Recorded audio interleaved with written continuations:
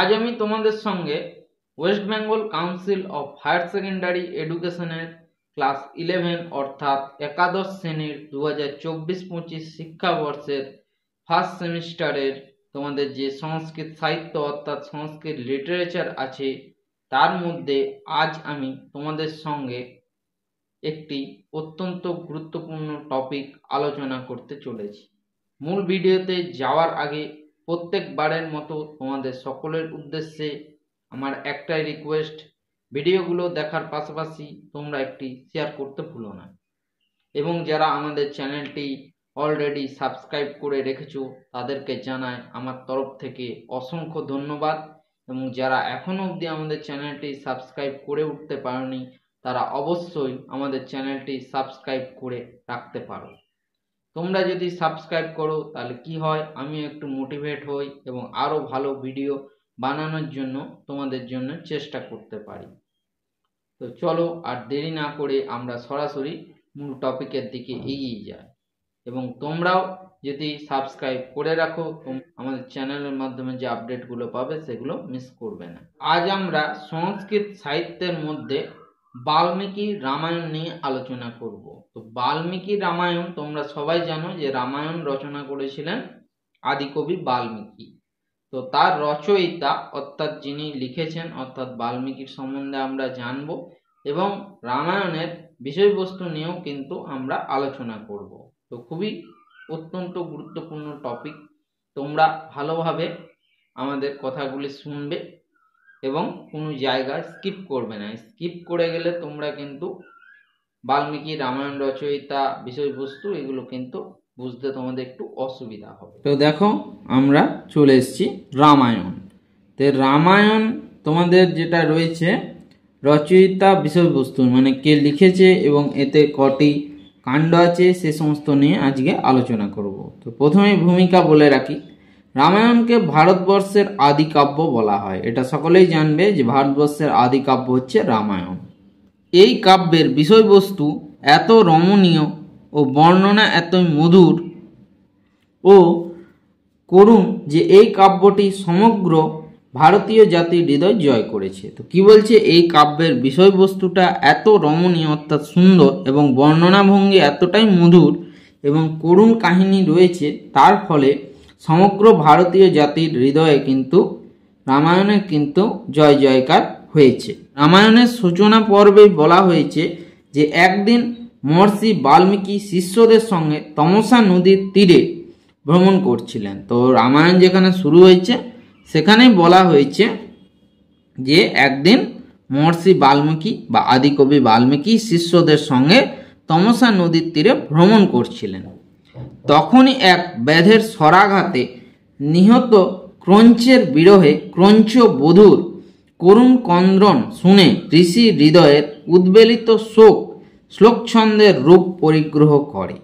ঠিক আছে, তো কি বলছে, যখন শিষ্যদের সঙ্গে মহাকবি বাল্মীকি শিষ্যদের নিয়ে তমসা নদীর তীরে ভ্রমণ করছিলেন, সেই সময় এক ব্যাধ অর্থাৎ শিকারীর স্বরের আঘাতে একটি ক্রঞ্চ হচ্ছে কোঁচ বক বলতে পারো বা বক পাখি, তাদেরকে কিন্তু স্বরাঘাত করে এবং স্বরাঘাত করার ফলে সেই ক্রঞ্চ বধূ অর্থাৎ আর যে মানে স্ত্রী ছিল, ক্রঞ্চ পাখি যুগল ছিল, ঠিক আছে, সেই বধূ অর্থাৎ ক্রঞ্চ পাখির স্ত্রী করুণ ক্রন্দন শুনে অর্থাৎ কান্না শুনে সেই ঋষি অর্থাৎ মহাকবি বাল্মীকির হৃদয় কিন্তু উদ্বেলিত হয়ে যায় এবং শোকাচ্ছন্ন হয়ে যায়। তার জন্য তিনি একটি শ্লোক সেই সময় রচনা করেছিলেন। ঠিক আছে, তো ঋষি কবির কণ্ঠ থেকে নিষ্ঠুর ব্যাধের উদ্দেশ্যে উচ্চারিত হয় কঠোর অভিশাপ বাণী।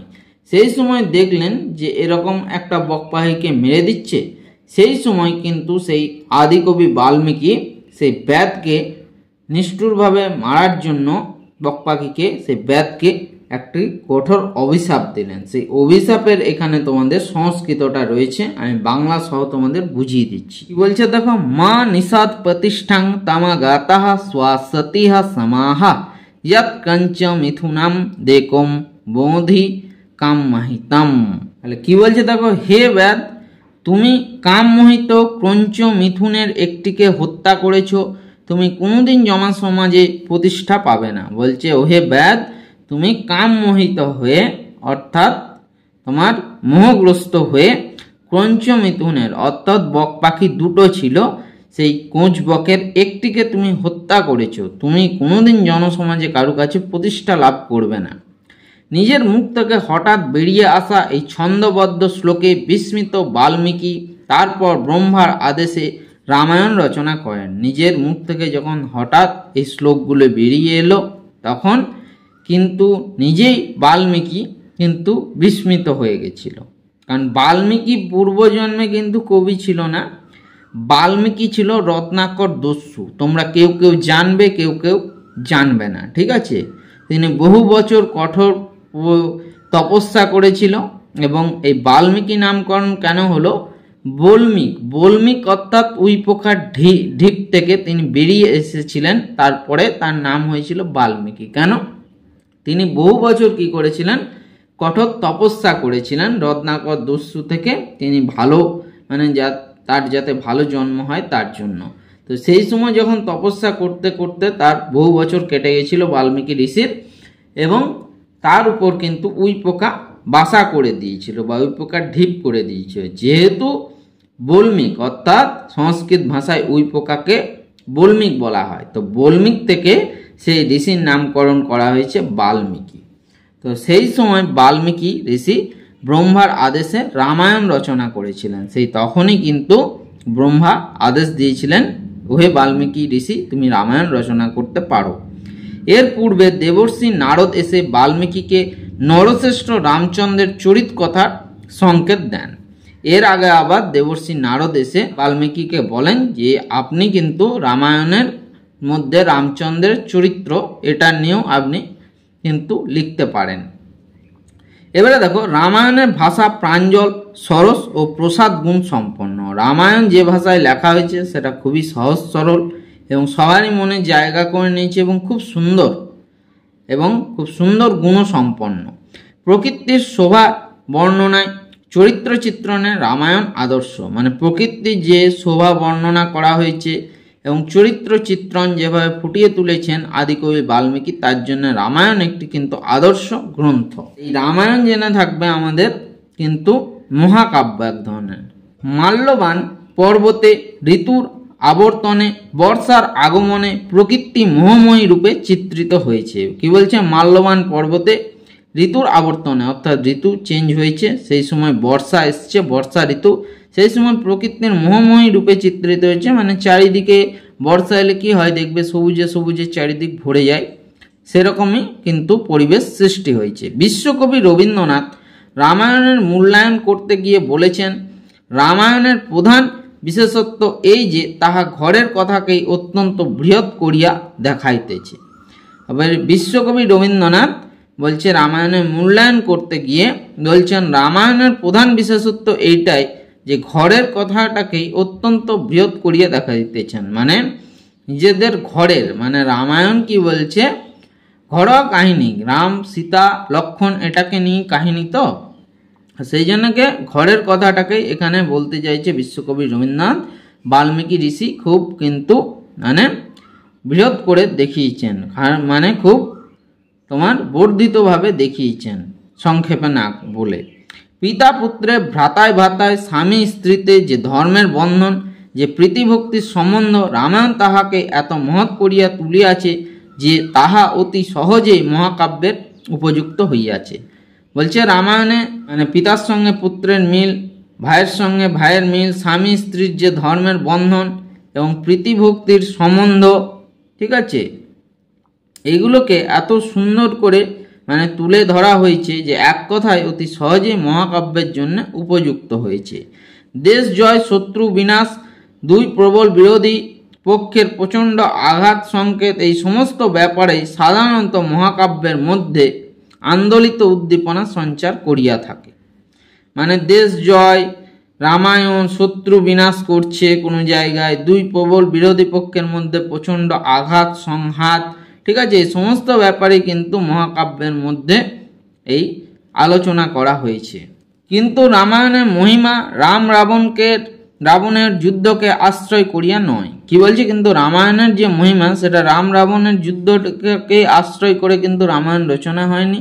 সে যুদ্ধ ঘটনা রাম ও সীতার দাম্পত্য প্রীতিকে উজ্জ্বল করিয়া দেখাইবার উপলক্ষ মাত্র। মানে রাম সীতার যে দাম্পত্য প্রীতি ছিল, অর্থাৎ রাম সীতার যে দাম্পত্য মিল ছিল সেটাকেই মানে ভালোভাবে দেখানোর জন্য তোমার ওই রাম রাবণের যুদ্ধটা দেখানো হয়েছিল। এটা উপলক্ষ মাত্র ছিল। পিতার প্রতি পুত্রের বশ্যতা, ভাতার জন্য ভাতার আত্মত্যাগ, পতিপত্নীর মধ্যে পরস্পরের প্রতি নিষ্ঠা, প্রজার প্রতি রাজার কর্তব্য কতদূর পর্যন্ত যেতে পারে বা যাইতে পারে রামায়ণ তাহাই দেখিয়েছে। বলছে রামায়ণের মধ্যে কি শিক্ষণীয় বিষয় রয়েছে? রামায়ণের মধ্যে রয়েছে পিতার প্রতি পুত্রের বশ্যতা, মানে পিতা পুত্রের বশ্যতা স্বীকার করে নিচ্ছে। তারপরে ভাইয়ের জন্য ভাইয়ের আত্মত্যাগ, পতিপত্নীর মধ্যে অর্থাৎ স্বামী স্ত্রীর মধ্যে পরস্পরের প্রতি কর্তব্য শ্রদ্ধাবোধ, ঠিক আছে, প্রজার প্রতি রাজার যে কর্তব্য কত দূর হতে পারে সেই সমস্ত জিনিসগুলোই রামায়ণে কিন্তু তুলে ধরা হয়েছে। এই রূপ ব্যক্তি বিশেষের প্রধানত ঘরের সম্পর্কগুলি কোনো দেশের মহাকাব্যে এমনভাবে বর্ণনীয় বিষয় বলিয়ে গণ্য হয় না। বলছে বিশেষ করে ঘরোয়া সম্পর্ক যেগুলো রয়েছে সেগুলো কিন্তু রামায়ণে যেভাবে মানে পরিস্ফুট করা হয়েছে বা রামায়ণে যেভাবে তুলে ধরা হয়েছে সেরকমভাবে অন্য কোনো গ্রন্থে কিন্তু নেই। তো ভেবার বলে একজন ছিলেন, তিনি মনে করেন যে সীতা মূলত কৃষির রূপক, রাবণের হাত থেকে সীতাকে উদ্ধারের কাহিনী অনার্যগণের আক্রমণ থেকে আর্যগণের কৃষিভিত্তিক সভ্যতাকে রক্ষার কাহিনী মাত্র। ঠিক আছে, এই জিনিসটা কিন্তু ভেবার মনে করেন যে রাবণের হাত থেকে সীতাকে উদ্ধারের কাহিনী এবং অনার্যদের আক্রমণ থেকে আর্যদের কৃষিভিত্তিক সভ্যতাকে রক্ষা করা হয়েছিল। এটা তোমরা অনেকেই জানবে যে রামায়ণের 60টি কাণ্ড আছে। এই 7টি কাণ্ড আবার 500টি অধ্যায়ে বিভক্ত, কিন্তু এখন আর সেই 500টি অধ্যায় তোমাদের পড়তে হয় না, এখানে 60টি কাণ্ড জানলেই হবে। এই মহাকাব্যে মোট 24,000 শ্লোক আছে। এই মহাকাব্যের মধ্যে টোটাল 24,000 কিন্তু শ্লোক আছে। সংস্কৃত বইয়ের হস্তলিখিত পুঁথির স্বাভাবিক নিয়ম অনুসারে শ্লোকের পাঠভেদ, সংখ্যাভেদ ও ক্রমভেদ প্রচুর। মানে কেউ হাতে লিখেছে সেই পুঁথির নিয়ম অনুসারে কোনো জায়গায় শ্লোক কম বেশি আছে, কম শ্লোক আছে, কোথাও জায়গায় বেশি আছে, এটা কিন্তু দেখা যায়। তো এই বিচারে রামায়ণের 3টি সংস্করণ পাওয়া যায়, মানে 3টি সংস্করণ হয়েছিল। একটা পশ্চিম ভারতীয় বা কাশ্মীরি সংস্করণ, একটা বঙ্গদেশীয় সংস্করণ, একটা দক্ষিণ ভারতীয় সংস্করণ। তো এবারে আমরা নেক্সট বিষয়বস্তু নিয়ে আলোচনা করব।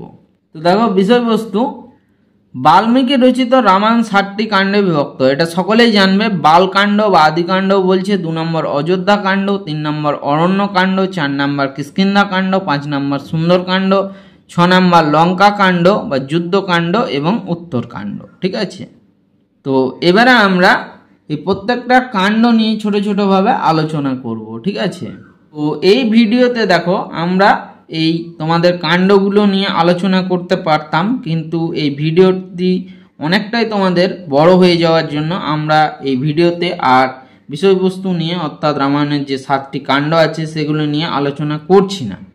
ঠিক আছে, আমরা নেক্সট যখন ভিডিও দেবো পরবর্তী ভিডিওতে আমরা এই বিষয়বস্তুগুলি নিয়ে আলোচনা করব। ঠিক আছে, তো এখানে তোমাদের আজকের ভিডিওতে আমরা ভূমিকা রামায়ণের লেখকের নিয়ে আলোচনা করলাম।